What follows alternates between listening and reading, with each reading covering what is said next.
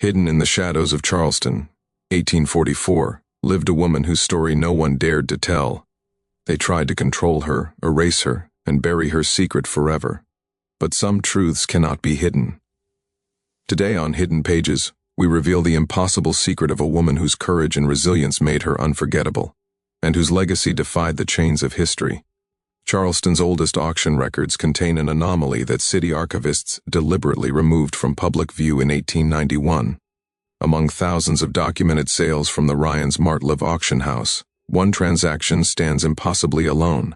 A single woman purchased 17 separate times by 17 different plantation owners across South Carolina between March and November of 1844. Each sale commanding progressively higher prices. Each buyer a prominent member of Charleston society. The municipal record shows something that shouldn't exist. The same individual woman identified by identical physical descriptions and an unusual marking sold repeatedly over 8 months while city officials documented every transaction with meticulous precision. No historical precedent exists for this pattern. No logical explanation appears in any surviving correspondence from that year. And when the South Carolina Historical Society finally cataloged these documents in 1923, they placed them in restricted archives with a single notation.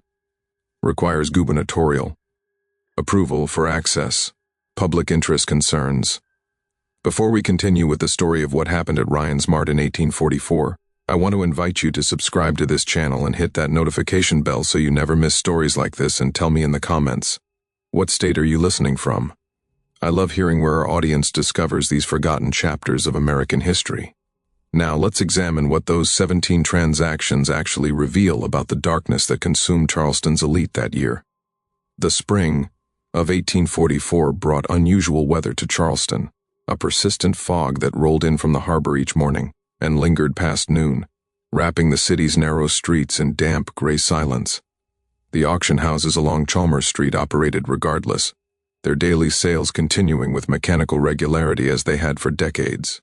Ryan's Mart stood among the most prestigious, a 3-story brick building where South Carolina's wealthiest planters came to acquire labor for their vast rice and cotton holdings.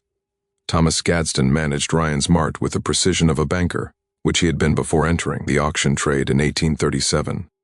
At 42 years old, he maintained detailed ledgers that tracked every sale with accounting thoroughness, names, ages, physical descriptions, prices, buyer information, seller details. His records became known throughout Charleston for their accuracy used in legal disputes and estate settlements. Gadsden employed 4 assistants who inspected merchandise before auctions, verified documentation, and ensured transactions proceeded according to South Carolina law. The city itself sprawled along the peninsula where the Ashley and Cooper rivers met the Atlantic, its economy built almost entirely on slave labor and the crops that labor produced. Charleston's elite, the Pringles, Ravenols, OLs, Hugers, controlled vast fortunes accumulated over generations.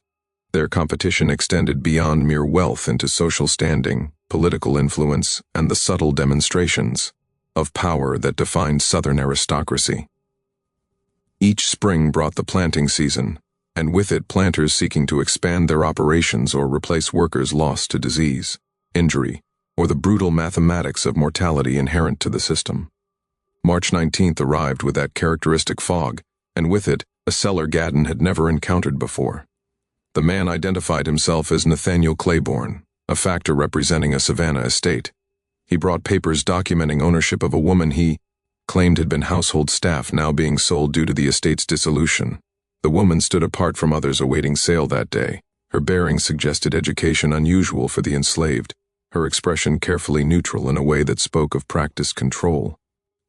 Gadsden recorded her details in his ledger with customary precision, approximately 28 years of age, literate, experienced in household management, fluent in French, skilled at needlework and music, with an unusual birthmark on her left shoulder blade, 3 dots forming a perfect triangle, each about the size of a pea.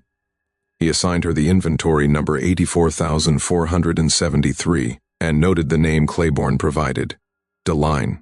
The auction proceeded normally. Gadsden had conducted thousands of such sales, and this one followed familiar patterns. Planters inspected the merchandise, asked questions about health and abilities, calculated potential value. But the bidding for Delphine exceeded anything Gadsden had witnessed in 7 years of managing Ryan's Mart. Colonel William Hainsworth, who owned 3 rice plantations totaling 9,000 acres in the Georgetown district, opened bidding at $800. Already an extraordinary sum for a female slave, regardless of accomplishments. Hampton Pinckney, whose family controlled coastal holdings from Charleston to Beaufort, immediately counted with 1,000. The bidding escalated rapidly, far surpassing any rational economic calculation of a slave's productive value. When the hammer finally fell, Robert Drayton, patriarch of one of South Carolina's oldest families, had paid $2,800. The amount represented roughly 10 times the typical price for a skilled female slave. Other planters in attendance exchanged glances but said nothing. Gadsden documented the sale with his usual thoroughness, noting the price, buyer's name, and date. Drayton arranged for Deline's transport to his Ashley River plantation and departed. 3 days later, Nathaniel Claiborne returned to Ryan's Mart with the same woman carrying fresh papers, documenting his authority to sell her again. Gadsden's careful composure fractured for the first time in his professional career. "Sir, I personally witnessed Colonel Drayton purchase this woman just 72 hours ago. The transaction appears in my ledgers with complete documentation." Claiborne's expression remained placid, almost amused. "I represent Mr. Drayton's interests now. Circumstances have changed regarding his acquisition. The sale was conducted legally, but Mr. Drayton has decided she doesn't suit his household requirements. He's authorized me to handle her resale." "Colonel Drayton is among Charleston's most respected planters," Gadsden said carefully. "It seems extraordinary that he would make such a costly error in judgment." Nevertheless, Claiborne placed the papers on Gadsden's desk. "Everything is in order. You'll find Mr. Drayton's signature authorizing the resale properly witnessed and notarized. Unless you're suggesting there's some irregularity in the documentation." Gadsden examined the papers. They appeared legitimate. Drayton's distinctive signature, proper legal language, a notary seal he recognized from other transactions. The situation violated no law. Slaves were property, and property could be sold repeatedly if owners chose. Yet something about the circumstances felt profoundly wrong in ways Gadsden couldn't articulate. He accepted the consignment. The auction took place 4 days after the first sale. This time, the bidding began at $1,000 and climbed even more rapidly. Gadsden noticed that some planters who'd bid previously were absent, while others who hadn't participated before now competed aggressively. The pattern felt deliberate, though Gadsden couldn't determine the underlying strategy. Charles Coatsworth Pinckney, cousin to Hampton Pinckney and owner of vast Indigo Holdings, ultimately purchased Deline for $3,200. He signed the paperwork without expression and arranged for her transport to his plantation near Walterboro. Gadsden watched Claiborne depart and felt a cold certainty settle in his chest. The factor would return. He did exactly 1 week later with identical documentation authorizing resale on behalf of Charles Coatsworth Pinckney. By the 4th sale in mid-April, patterns had emerged that Gadsden documented with increasing unease.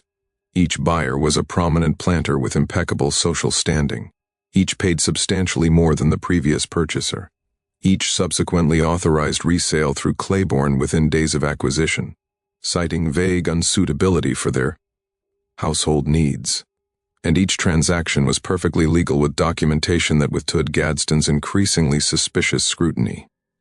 The woman herself, Deline, maintained the same careful neutrality throughout each auction, answering questions politely when addressed, standing with quiet dignity during inspections, showing no reaction to the escalating prices or the bizarre repetition of her sales. Gadsden found her composure more unsettling than any distress would have been. She seemed to expect this pattern, as if the impossibility of her situation was exactly as it should be. Charleston's auction houses operated within a community where information traveled quickly despite, or perhaps because of, social hierarchies built on discretion and carefully maintained appearances. Gadsden began hearing whispers about the repeated sales, though no one spoke directly about what was happening. Other auction managers asked casual questions about his business. Factors and agents who normally competed for consignments avoided Ryan's Mart when Claiborne was present. By the 6th sale in early May, Gadsden noticed something else. The planters who purchased a line were changing in subtle ways. Robert Drayton, who'd made the first purchase, now rarely appeared in Charleston society. His wife had left their Ashley River plantation to stay with family in Columbia, citing concerns about her health. Charles Coatsworth Pinckney, the second buyer, had withdrawn from his usual activities at the Charleston Library Society and the St. Cecilia Society balls. The third buyer, Augustus Huger, had dismissed his overseer and was personally managing his plantation's operations for the first time in 20 years, refusing visitors. The prices continued climbing. By July, Delphine sold for $6,000 to Theodore Gayard, a figure so astronomical it represented the equivalent of 6 skilled male field hands or 3 years' average profit from a medium-sized plantation. Gadsden's ledgers documented each transaction with the same methodical precision, but he'd begun adding private notations in a separate journal he kept locked in his desk. "The buyers are not acting rationally," he wrote after the 9th sale in August. "They bid against each other with an intensity that transcends economic logic. I've watched men who are normally shrewd negotiators abandon all restraint. They seem compelled to purchase her regardless of cost, as if driven by something beyond mere desire for valuable property." What Gadsden couldn't document in his ledgers were the conversations he began having in private with some of Charleston's other professional managers, factors who handled plantation business, attorneys who drew up sales contracts, bankers who extended credit for slave purchases. Each had noticed similar anomalies that year, though none could explain them. "Hampton Pinckney came to me last month requesting a loan against his property." Jonathan Waylott, a prominent Charleston banker, told Gadsden over dinner at the Charleston Club. Wilmot spoke quietly, aware that even mentioning such matters violated the discretion expected in their social circle. "He's never needed credit before. His family's holdings generate enormous annual income, but he'd somehow exhausted his liquid capital and needed $15,000 immediately. When I asked about the circumstances, he became agitated, insisted it was a private matter. I granted the loan based on his family's standing, but the situation troubled me. A man of his wealth doesn't suddenly require that kind of emergency credit without significant cause." "Did he mention what depleted his funds?" Gadsden asked. Wilmot glanced around the dining room before responding. "He mentioned making an investment that didn't yield expected returns. Said he needed to recoup losses from a business venture that had proven unsuitable." Those were his exact words, unsuitable. The same term that appeared in the resale authorizations Claiborne brought to Ryan's Mart. Gadsden began investigating more actively, though he wasn't certain what he was investigating, or why it mattered to him. The transactions were legal. The buyers were willing participants. No law was being violated. Yet the pattern felt like a violation of some deeper order, something fundamental to how the world should operate. In September, Gadsden made a decision that he recognized might destroy his professional reputation. He hired a private inquiry agent, a former Charleston constable named David Brunson, who now conducted discreet investigations for attorneys and businessmen who needed information. Gathered quietly. "I want you to trace what happens after each sale," Gadsden told Brunson, providing copies of his ledger entries. "Contact the buyers if you can do so without drawing attention. Find out what made them decide to resell. Learn anything you can about their experiences with this woman." Brunson worked for 3 weeks traveling to plantations across the Carolina Low Country, speaking with overseers, household staff, and occasionally the planters themselves under various pretexts. What he reported back confirmed Gadsden's growing suspicion that something profoundly wrong was unfolding. "Not one of the planters kept her longer than 5 days, Brunson said, spreading his notes across Gadsden's desk after hours when the auction house was empty. "Most sent her back to Charleston within 48 hours. I spoke with Augustus Huger's overseer, a man named Price, who's worked that plantation for 30 years. He said Huger purchased the woman with specific instructions. She was to work in the main house, personal attendance on Mrs. Huger. But the very first evening, something happened. Price doesn't know what. He only knows that Huger emerged from the house at dawn, had the woman confined in the overseer's cabin, and sent word to Charleston that day arranging her resale." "Did Huger explain why?" Gadsden asked. "Said she was unsuitable. Those exact words again. Price told me he'd never seen Mr. Huger look the way he did that morning. Said the man seemed to have aged 10 years. Overnight. Wouldn't discuss it further." Brunson consulted his notes. "Theodore Gillard kept her 3 days. His body servant, a man named Marcus, who's been with the Gillard family since Theodore was born, told me Mr. Guillard locked himself in his study with the woman for hours that first night Marcus heard conversation, not raised voices, not conflict, just talking hour after hour. When Mr. Guillard finally emerged, he looked in Marcus's words like he'd seen the devil himself. Arranged for her return to Charleston immediately. Similar accounts emerged from every buyer. None would discuss details. All used variations of the same explanation unsuitable for their needs, and all seemed fundamentally altered by whatever had occurred during their brief ownership. "There's something else," Brunson said. "I did some checking on this factor, Nathaniel Claiborne. Can't find any record of him operating in Savannah or anywhere else in Georgia before March of this year. No business registration, no property holdings, no family connections. I can trace. It's as if he appeared specifically to handle these sales and exists for no other purpose." "Have you tried locating him between sales?" Gadsden asked. "He stays at a boarding house on Queen Street when he's in Charleston, but several times I've watched the place and I've never seen him enter or leave. The landlady says he pays in advance, keeps to himself, and she rarely sees him. Yet somehow he's always present when another sale is scheduled." Gadsden stared at his ledgers, with their meticulous documentation of impossible events. "What about the woman herself? Did you learn anything about her background?" Brunson's expression grew troubled. "That's where things become truly strange. I found the estate in Savannah that Claiborne claimed to represent. The Beaumont estate, owned by a family that made their fortune in cotton factoring. The estate was dissolved in early 1844, exactly as Claiborne stated. But when I examined their property records, there's no listing for any slave named Deline or matching her description in their holdings at the time of dissolution. In fact, the Beaumont estate's final inventory filed with the Chatham County Court shows only 11 slaves total, all male field workers who were sold to various buyers in January of that year. Then where did she come from?" "I don't know," Brunson admitted. "I've searched slave manifests from ships arriving in Savannah and Charleston over the past 2 years. Nothing. I've examined estate sales and auction records from across Georgia and South Carolina. Nothing matches her description or that unusual birthmark you noted. It's as if she simply appeared with Claiborne in March with falsified documentation that somehow passes legal scrutiny despite being completely fabricated." Before Gadsden could respond, they heard footsteps in the hallway outside his office. Both men froze. The auction house should have been empty. Gadsden had sent his assistants home hours earlier, and he'd locked the street entrance himself. The door opened without a knock. Nathaniel Claiborne stood in the doorway, his expression as placid as always. "Good evening, Mr. Gaddon," he said calmly. "I see you've been conducting research into my business affairs. I thought we might have a conversation about the questions you've been asking." Gadsden stood slowly, positioning himself between Claiborne and the ledgers spread across his desk. Brunson's hand moved subtly toward the pistol he carried inside his coat, a weapon he'd retained from his years as a constable. "Your business affairs have created considerable interest," Gadsden said, keeping his voice steady. "Less of the same individual over 8 months represents an unprecedented pattern. I have obligations to maintain the integrity of his establishment."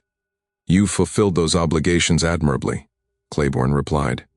"Every transaction has been properly documented. Every legal requirement has been met. I'm not aware of any statute or regulation that limits how many times property may be resold." "The law may permit it," Gadsden said carefully. "But the patterns suggest something beyond normal commercial activity. The buyers are all prominent men who've suffered significant consequences from their purchases. Several have experienced serious financial strain. Others have withdrawn from society. I've documented changes in behavior that suggest these transactions involve more than simple dissatisfaction with a purchase." Claiborne moved further into the office, and Gadsden noticed for the first time how the man seemed to absorb light rather than reflect it, a quality that made him seem less substantial than he should be, as if he existed slightly out of phase with his surroundings. "Mr. Gaddon, you're a careful man. You maintain excellent records. You follow procedures precisely. These are admirable qualities in your profession." Claiborne's tone remained conversational, almost friendly. "But you're asking questions that have no answers you'll find satisfactory. The transactions will continue. 2 more sales remain to be completed. I suggest you document them as you have the others and allow events to proceed naturally." 2 more sales, Gadsden repeated. "You're speaking as if this sequence has a predetermined ending."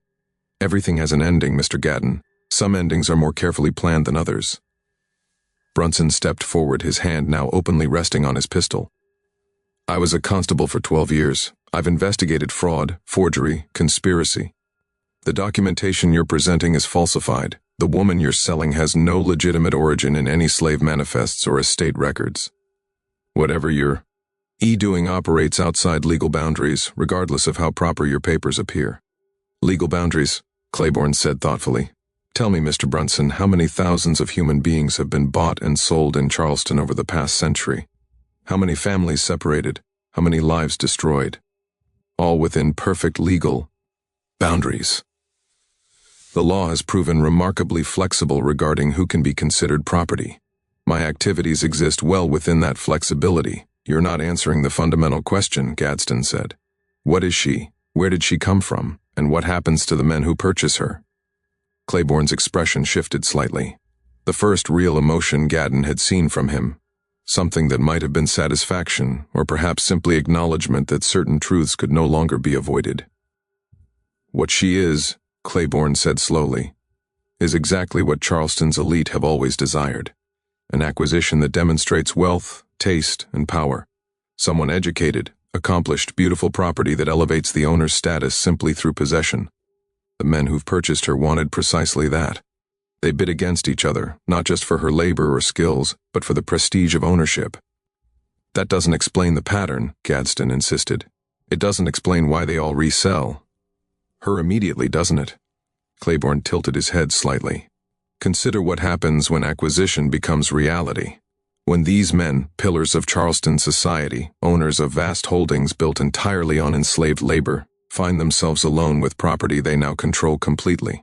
Property that can speak, reason, question.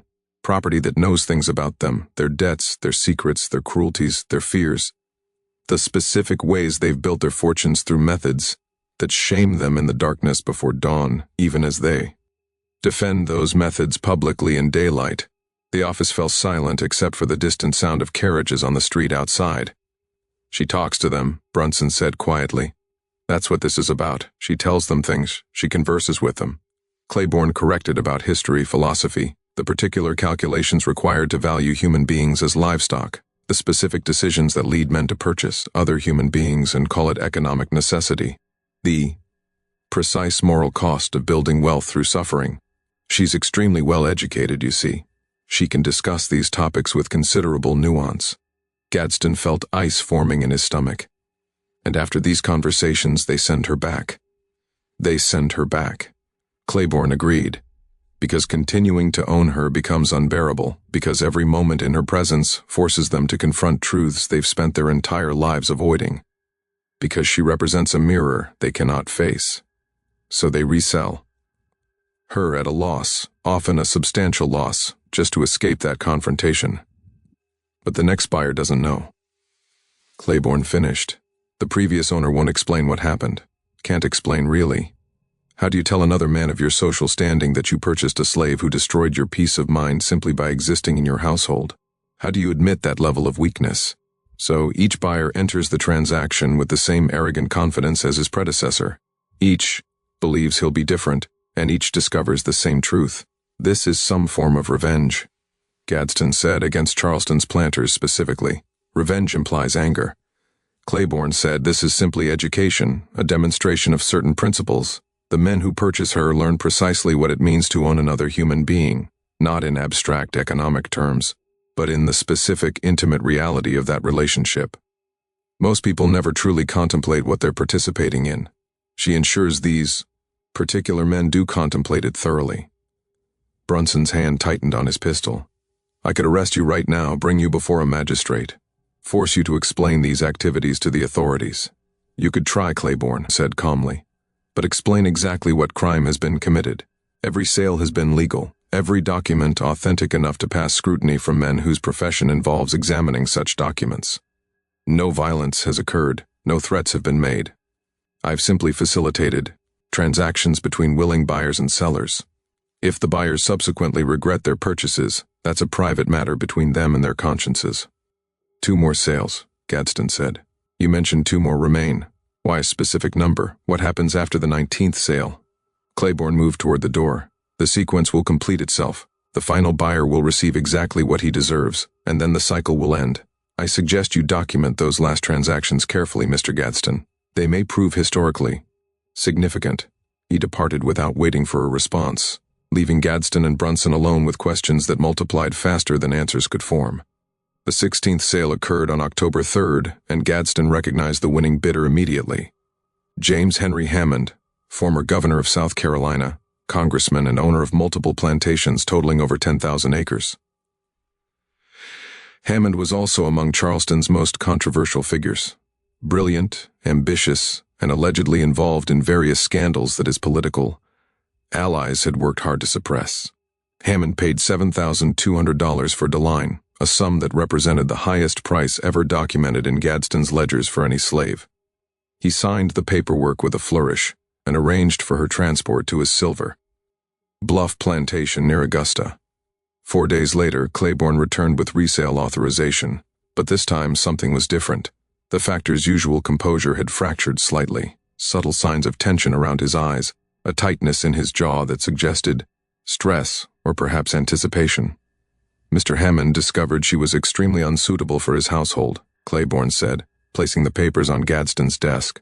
He's authorized immediate resale with no minimum price requirement.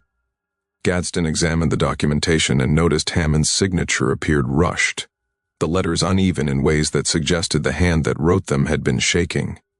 Additional notations filled the margins, calculations crossed out figures, notes that seemed to represent attempts at quantifying something that resisted quantification. "What did she say to him?" Gadsden asked quietly. Claiborne met his gaze directly for the first time in all their interactions. She recited his specific financial debts, the amounts he owes various creditors, the methods he's used to extract additional productivity from his slaves, methods that violate South Carolina law in ways that would destroy his political career if made public. She discussed certain relationships he's maintained that would scandalize his family, and she asked him questions about how he reconciles his public advocacy for states' rights and Southern honor with the particular cruelties he's inflicted on people he owns. Former Governor Hammond found the conversation deeply educational. "You're destroying these men," Gadsden said. "They're destroying themselves." Claiborne corrected. "I'm simply facilitating their education. They chose to participate in this system. They chose to build their fortunes through ownership of human beings. She merely ensures they understand the full implications of those choices." The 17th sale attracted an unusual crowd.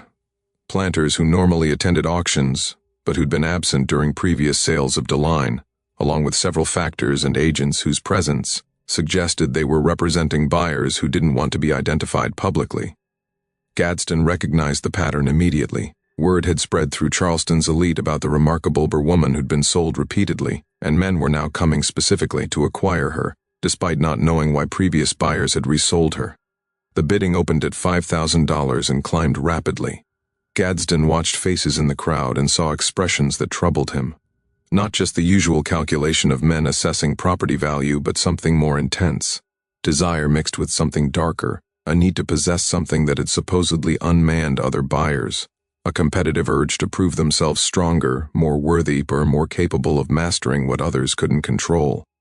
When the hammer fell, the winning bidder was John Calhoun Preston, a 34-year-old planter whose family holdings included some of South Carolina's most profitable cotton plantations. Preston came from impeccable lineage. His uncle was John C. Calhoun, the recently deceased senator who'd been one of the most powerful defenders of slavery in American history. Preston himself had distinguished himself in the Mexican War and was being groomed for political office. He paid $8,400, a figure that seemed to embody all the accumulated madness of the preceding sales. Gadsden documented the transaction with hands that had begun to tremble. 17 sales completed, 2 more remaining, according to Claiborne's statement weeks earlier, but the factor had said 19 total, and 17 had now been recorded.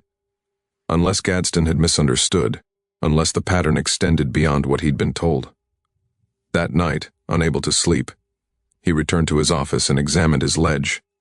He traced the pattern of sales, the escalating prices, the increasing prominence of buyers, and he realized with cold certainty that the sequence was building towards something specific. The 18th sale would be the penultimate transaction. The 19th would be the conclusion. But who would the final buyer be? And what made that particular transaction the ending point? 3 days after Preston's purchase, Claiborne returned. But this time he wasn't alone. Deline accompanied him, and Gadsden saw, immediately, that something had changed. Her careful neutrality had shifted into something harder, more focused. She looked directly at Gadsden for the first time in all the months of repeated sales, and her eyes held an intelligence that seemed to pierce through whatever comfortable illusions he'd maintained about this situation. Mr. Preston discovered certain incompatibilities, Claiborne said, placing papers on the desk. The resale authorization is properly executed. However, for this transaction there will be specific requirements regarding the buyer. What requirements? Gadsden asked. The 18th sale must go to someone with direct authority over this auction house, someone whose business depends on facilitating these transactions, someone who's documented every sale meticulously and who's been asking questions about the pattern. Claiborne's expression remained neutral, but his meaning was perfectly clear. The 18th sale must be to you, Mr. Gaddon. Gadsden felt the floor seem to drop away beneath him. That's impossible. I'm the auctioneer. I don't purchase merchandise, and I don't have that kind of capital available. You have assets, Claiborne said. This building, your business, your reputation. Various creditors would extend loans against those holdings if you provided proper security. You could arrange the necessary financing within 48 hours if you chose to do so. How would I choose to do so? Gadsden demanded. I've watched 17 men purchase her and regret it. I've documented the damage these transactions have caused. I have no desire to become the 18th victim of whatever you've orchestrated. Deline spoke for the first time in Gadsden's presence, a voice educated and precise with only the faintest trace of accent that might have been French or possibly something else entirely, because you've spent 7 years facilitating sales of human beings while maintaining careful documentation that allows you to pretend you're simply a professional conducting business, because you've made your living from other people's suffering while telling yourself that you're just the middleman, that you're not responsible for the system itself, because you deserve to experience what it means to actually own someone, rather than just processing the paperwork for other men's ownership. Her words struck with surgical precision. Gadsden had told himself variations of those exact justifications thousands of times over the years. He was just the auctioneer. He didn't own plantations. He didn't work slaves in fields. He simply facilitated transactions the same way bankers facilitated loans or factors facilitated trade. He was a professional providing a service. I won't do it, Gadsden said. I refuse to participate. Then the pattern ends here. Claiborne said, incomplete. The 19th sale will never occur and the lesson will remain unfinished. He gathered the papers from the desk. Of course, that means certain information about your business practices might become public. The private arrangements you've made with buyers to conceal the true ages of children sold. The documentation you've falsified to present 6 slaves as healthy. The specific ways you've helped planters avoid legal restrictions on separating families. I have extensive records of your activities, Mr. Gadsden. You've been very thorough in your ledgers, but not quite thorough enough about which of those ledgers you've kept private. Gadsden's blood turned to ice. The accusations were accurate. He had bent rules, falsified occasional documents, helped buyers work around legal restrictions, all in the name of maintaining his business, all justified as necessary accommodations to commercial reality. Nothing that other auctioneers didn't do, nothing that seemed criminal in the context of the trade itself, but exposed to public scrutiny, especially scrutiny from the increasingly vocal abolitionist newspapers in the North. Those practices would destroy him. You're blackmailing me, Gadsden said quietly. I'm offering you an educational opportunity, Claiborne corrected. You can decline, but declining has consequences just as participation has consequences. Life offers us choices, Mr. Gaddon, rarely simple ones. For 3 days Gadsden struggled with the decision. He examined his finances. He considered fleeing Charleston entirely, abandoning the business and starting over somewhere far from South Carolina. He contemplated going to authorities and explaining everything, though he couldn't imagine how that conversation would proceed or what laws had actually been violated. In the end, he made the choice he knew he would make from the moment Claiborne had presented the ultimatum. He secured loans against his business and property. He arranged financing that would take him years to repay. And on October 19, 1844, he purchased a line for $9,000, a sum that represented everything he'd accumulated over 7 years in the auction trade. The transaction was properly documented. Gadsden signed his name in his own ledger, officially becoming a slave owner for the first time in his life. The irony burned like acid. "She'll be at the auction house tomorrow evening," Claiborne said. "I suggest you arrange for privacy. The education she provides works best without interruption." That night, Gadsden barely slept. He knew what was coming, had known from watching 17 other men go through this process. She would talk to him, ask him questions, force him to confront truths about himself that he'd spent years avoiding. When he arrived at Ryan's Mart, the next evening Delphine was waiting in his office. Claiborne had departed, leaving them alone in the 3-story building that represented Gadsden's entire professional identity. "Sit down, Mr. Gadsden," she said. "We have much to discuss." She began with simple questions: how he'd entered the auction business, what his first sale had been like, whether he remembered the names of specific individuals he'd sold. The questions seemed innocent at first, conversational, the kind of inquiry anyone might make about someone's career. But gradually the questions became more specific, more pointed. She asked about particular transactions. A girl of 8 years old sold away from her mother. A man with a partially healed broken leg that Gadsden had documented as fully healthy. A woman who'd attempted suicide the night before her sale, whose distress Gadsden had concealed from buyers. "I have excellent memory for names and faces," Deline said. "I've made it my business to learn about your career, Mr. Gadsden. You've sold approximately 3,200 people over 7 years. Shall we discuss them?" And she did discuss them one by one. She recited names, ages, descriptions. She described families separated, children sold away from parents, elderly slaves disposed of when their productivity declined. She knew details that shouldn't have been possible for her to know. Private information from sales records, from buyer correspondence, from the whispered conversations that happened in corners of the auction house when Gadsden thought no one was listening. As dawn approached, Gadsden sat in his chair, no longer maintaining the composure he'd prided himself on for years. She hadn't raised her voice, hadn't accused him, had simply asked questions and recited facts. But the accumulation of those facts, the relentless documentation of his complicity and systematic cruelty, had stripped away every justification he'd built over the years. "You told yourself you were just facilitating commerce," Deline said as the first light began to filter through his office windows. "That you weren't responsible for the system. That if you didn't do this work, someone else would. These are the same justifications every participant in evil uses. The soldier who claims he's just following orders. The bureaucrat who says he's just processing paperwork. The businessman who insists he's just responding to market demands." "I didn't create slavery," Gadsden said weakly. "I didn't invent this system." "No," she agreed. "But you participated in it with meticulous precision. You documented it. You refined it. You made it more efficient. You turned human suffering into neat columns of figures in your ledgers, and you profited from it while maintaining the fiction that you were somehow separate from the evil you were facilitating." "What are you?" Gadsden asked. "How is any of this possible? Does it matter?" Deline replied. "Whether I'm exactly what I appear to be, a woman who's been sold repeatedly by men who found her presence unbearable or something else entirely, the facts remain the same.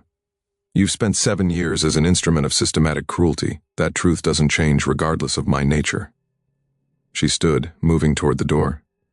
"You'll authorize my resale tomorrow. You'll take whatever loss is necessary to be rid of me. And then you'll spend the rest of your life knowing exactly what you were complicit in. That knowledge will leave you. Every time you close your eyes, you'll see their faces. The 3,200 people whose names I recited tonight. You won't forget them. I've made certain of that." She departed, leaving Gadsden alone in his office as full dawn arrived over Charleston. Gadsden authorized the resale that afternoon. Claiborne accepted the documentation without comment, preparing for the 19th and final transaction. "Who will be the last buyer?" Gadsden asked. His voice sounded hollow, scraped clean of whatever confidence had once sustained it. "Someone who represents the culmination of this education," Claiborne said. "Someone whose position embodies everything this system has created. Someone whose family has defended this institution not just through ownership, but through philosophy, through law, through the construction of elaborate moral justifications that have poisoned generations." Gadsden spent the days before the final auction in a state of numb anticipation. He continued his duties at Ryan's Mart mechanically, processing other sales with the same precision he'd always maintained.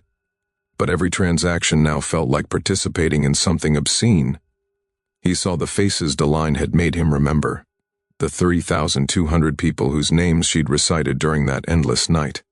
They haunted him during waking hours and invaded his dreams when he managed brief periods of sleep.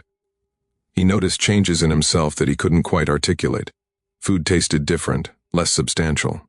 Conversations with business associates felt hollow, their concerns about profit margins and market conditions seeming trivial against the weight of what he now understood about the trade that sustained them all. His hands shook when he opened his ledgers, those meticulous records that had once been sources of professional pride, now reading like catalogs of systematic destruction. David Brunson visited High twice during those days. Concern evident in the former constable's expression. "You look like hell, Thomas. Whatever happened between you and that woman, it's eating you alive." "She made me count them," Gadsden said quietly. They were alone in his office. The auction house closed for the evening. "Every person I've sold. She knew their names, their ages, where they came from, where they went. She knew things I'd forgotten, things I'd deliberately chosen not to remember, and she made me remember all of it." "That's not possible," Brunson said. "Those sales happened over 7 years, thousands of transactions. No one could know all those details." "She knew," Gadsden insisted. "She recited them for hours. A girl named Sarah, 9 years old, sold away from her mother in June of 1839. A man named Jacob with a scar on his left hand, 62 years old, disposed of when his productivity declined in March of 1841. A woman named Rebecca, who begged me not to sell her to a particular buyer because she'd heard stories about his cruelty. I sold her to him anyway because he paid well. Deline knew about Rebecca, knew exactly what happened to her afterward, knew details that never appeared in any official documentation." Brunson studied his friend's face. "What are you going to do?" "I'm going to document the final sale," Gadsden said. "Because that's what I do. I document transactions. I create records, even when those records are evidence of my own damnation." The auction was scheduled for October 26th. Despite Gadsden's attempt to keep the sale quiet, word had spread throughout Charleston. By mid-M morning, the auction house had begun filling with observers. These weren't the usual factors in plantation, overseers who attended routine sales. These were Charleston's elite themselves, men who rarely appeared personally at auctions, preferring to send agents to handle such business. Gadsden recognized faces he'd only seen before at the Charleston Club or at St. Michael's Church. The Ravenels, the Allons, the Pringles, men whose families had shaped South Carolina's history since colonial days. Men whose wealth derived not just from agricultural holdings, but from banking, shipping, factoring, the entire economic ecosystem, built around slavery. The atmosphere in the auction house felt different from any sale Gadsden had conducted. Usually, auctions carried a business-like quality, transactions proceeding with commercial efficiency. But today, tension saturated the air like humidity before a storm. Men spoke in hushed tones, their conversations stopping abruptly when others approached. Eyes kept darting toward the door, waiting for Claiborne to arrive with Delphine. When she finally entered, accompanied by the factor, a palpable shift occurred in the room. Gadsden watched Charleston's most powerful men react to her presence, not with the calculating assessment usually directed at slave merchandise, but with something more complex. Fear mixed with fascination, desire complicated by dread. Several men who'd purchased her previously were present, though they remained at the back of the room, their faces carefully neutral, but their postures tense.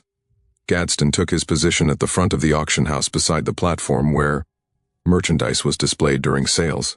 His hands trembled as he opened his ledger to a fresh page, the final entry in a sequence that had consumed 8 months and destroyed 19 men's peace of mind. "Gentlemen," he began, his voice carrying through the crowded room with practiced authority that felt increasingly false. "We proceed with the sale of inventory number 84,473. Female, approximately 28 years of age, experienced in household management, fluent in French, skilled in needlework, and music, literate, notable marking, 3 dots forming a triangle on the left shoulder blade." He didn't mention the 18 previous sales, didn't reference the impossible pattern that every man in that room knew about, but no one would acknowledge directly. The omission felt like complicity in a conspiracy. Though Gadsden could no longer distinguish between the conspiracy and the normal operations of his business, bidding opens at $5,000, Gadsden announced. The response was immediate and aggressive. Voices called out bids in rapid succession, prices climbing with a speed that transcended any rational economic calculation. 6,000, 7,000, 8,000. The increments grew larger as men abandoned caution driven by whatever complex motivations had brought them to this auction. Gadsden recognized the psychology at work. These men had heard about the previous sales, about prominent buyers who'd resold her at substantial losses. Each bidder believed he would be different, stronger, more capable of maintaining control over property he purchased. The arrogance that came with vast wealth and social position convinced them that whatever had broken, other men wouldn't break them. When bidding reached $10,000, Gadsden noticed Langdon Cheese Jr. entering the auction house. Chevs moved through the crowd with the confidence of someone accustomed to deference. At 39 years old, he represented Charleston aristocracy at its apex. Old wealth, political connections, absolute certainty in the righteousness of Southern institutions. His family had defended slavery not just as an economic necessity, but as a positive good, a moral benefit to both enslaved and enslaver. Shies raised his hand. $12,000. The room fell briefly silent. That sum represented an escalation beyond what even the previous aggressive bidding had suggested. Other bidders hesitated, recalculating their limits, weighing their desire for acquisition against the insanity of spending such amounts. 13,000. Called Augustus Raoul, a planter whose Georgetown holdings produced some of South Carolina's finest rice. 15,000. Chevs responded without pause. 16,000, Raoul counted, though his voice now carried uncertainty. 17,000, Chev said. His tone suggested he would continue bidding regardless of amount that he decided to acquire this woman, and no financial consideration would deter him. Raoul started to raise his hand again, then lowered it. Other bidders who'd been competing actively moments before now remained silent. The message was clear. Chevs had claimed this purchase in challenging him further would transform a commercial transaction into something more personal, a direct contest of status and power that could have social consequences beyond the auction itself. Gadsden's gaze moved between Chev and Deline. She stood on the platform with the same careful neutrality she'd maintained through 18 previous sales, but something in her expression suggested recognition, as if Chev represented exactly what this sequence had been building toward. $17,000, Gadsden repeated. Going once, he paused. Following the ritual form, even though the outcome was now certain. Going twice, another pause. Sold to Mr. Langdon Cheves Jr., the hammer fell, and Gadsden felt something fundamental shift in the room's atmosphere. Men began departing quickly, as if eager to distance themselves from whatever would happen next. Those who'd purchased Deline previously left without speaking to Chev, their faces carefully expressionless. Cheves approached the desk where Gadsden prepared the documentation. He signed the papers with a flourish, his signature bold and confident. "Have her transported to my estate this evening," he said. "I want her settled in the main house by nightfall." "Yes, sir," Gadsden replied. He watched Shavers depart and noticed Claiborne standing near the door, observing the final buyer, with an expression that might have been satisfaction.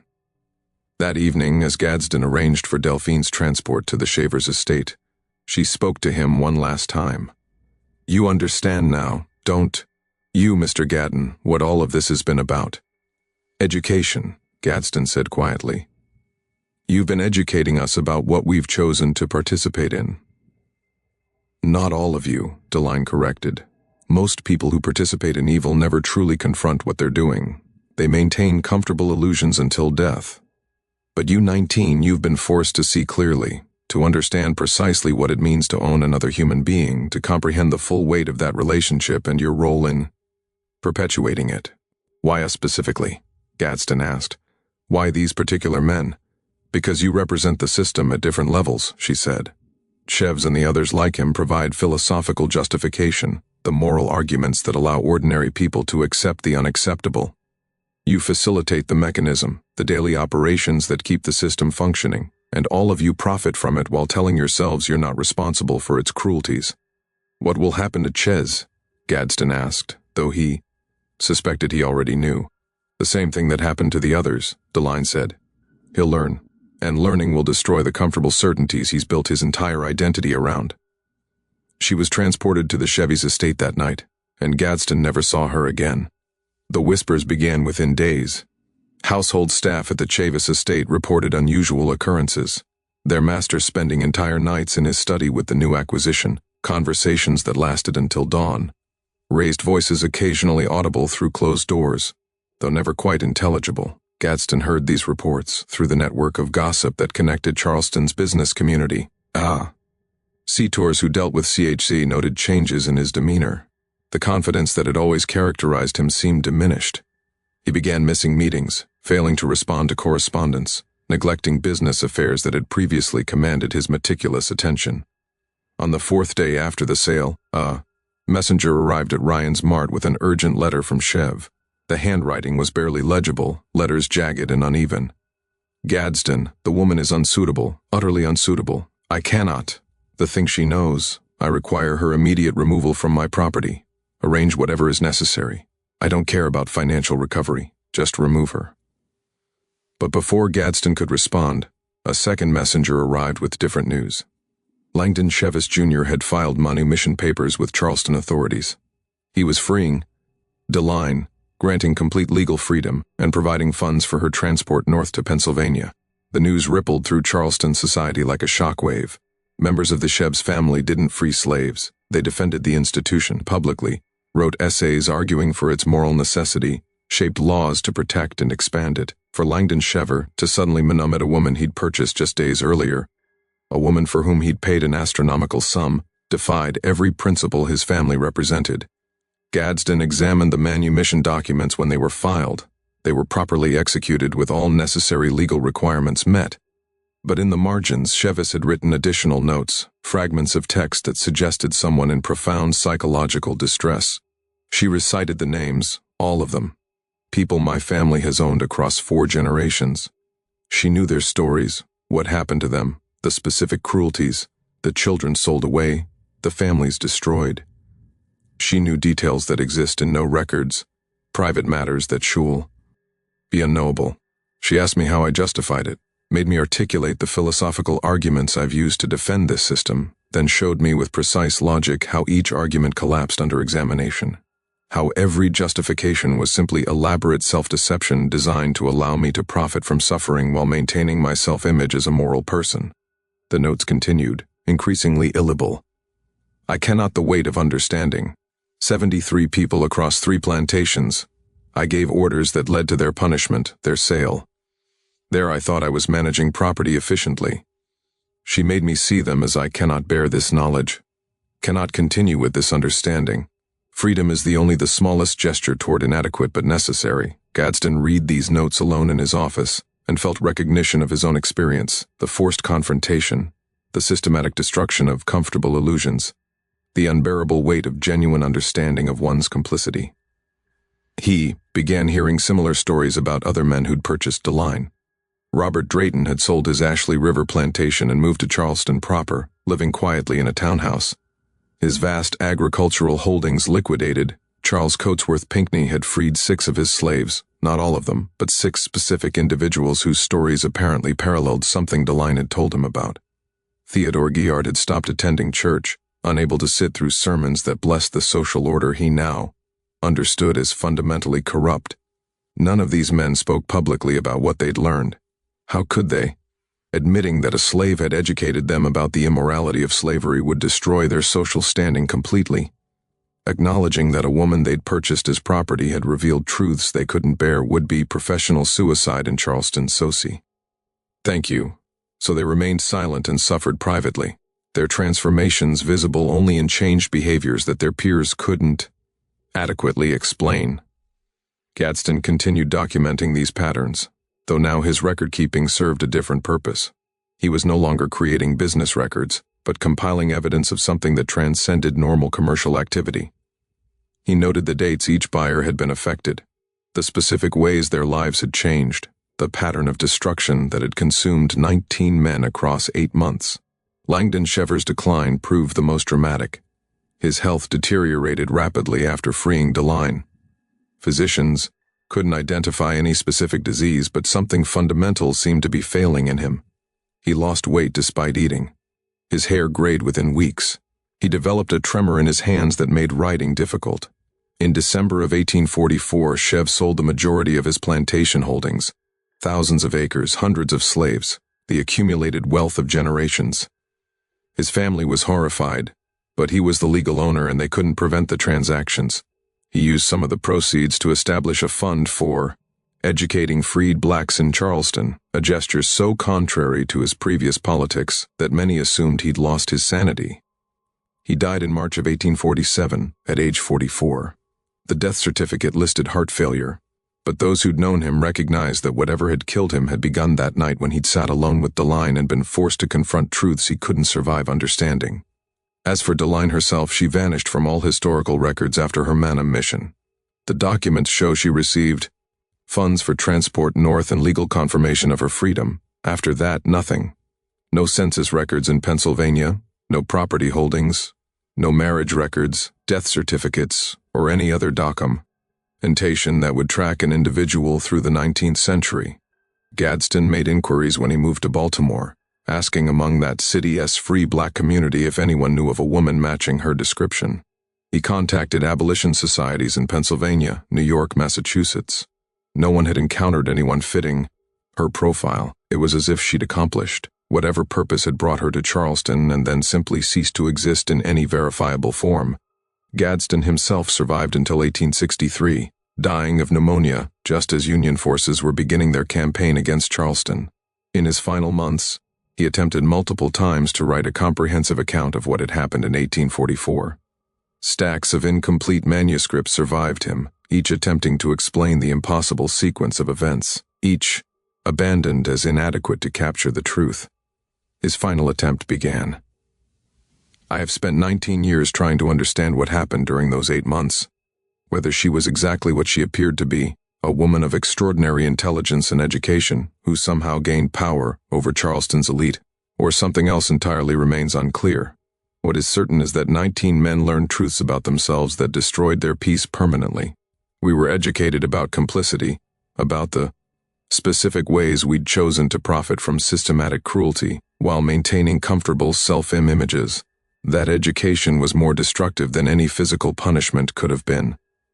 The manuscript ended mid-sentence, Gadsden apparently unable to continue. When the Charleston Historical Society acquired his papers in the 1870s, they noted the anomalous series of sales in his ledgers from Ryan's Mart in 1891, concerned about how Northern publications might use these records as anti-Southern propaganda. City officials quietly removed several pages documenting Deline's 17 sales. The pages were placed in restricted archives where they remained for decades, accessible only with special governmental approval that was rarely granted. Researchers who studied antebellum Charleston occasionally encounter references to the case in private correspondence or business records that escaped archival censorship. But the core documentation, Gadsden's ledgers with their impossible sequence of sales, the private notes, written by buyers, the detailed accounts of what actually happened remain sealed. The official explanation when pressed suggests clerical errors or confusion between similar individuals, but Thomas Gadsden built his reputation on precision. His records show no evidence of the sloppy record-keeping that would produce such fundamental mistakes. What remains is whisper and speculation. Stories about the woman who was sold 19 times, about conversations that lasted entire nights, about powerful men who emerged from those conversations fundamentally broken, their certainties shattered, their comfortable participation in systematic evil transformed into unbearable knowledge. The South Carolina archives remain restricted. The pages removed in 1891 have never been returned to public view. And if you ask historians who specialize in antebellum Charleston about the anomalous sales from Ryan's Mart, most will tell you that no such documentation exists in accessible collections. But among serious scholars, questions persist. How could one woman be sold 19 times in 8 months? How could impossible documentation pass legal scrutiny from trained professionals whose careers depended on accuracy? And what actually happened?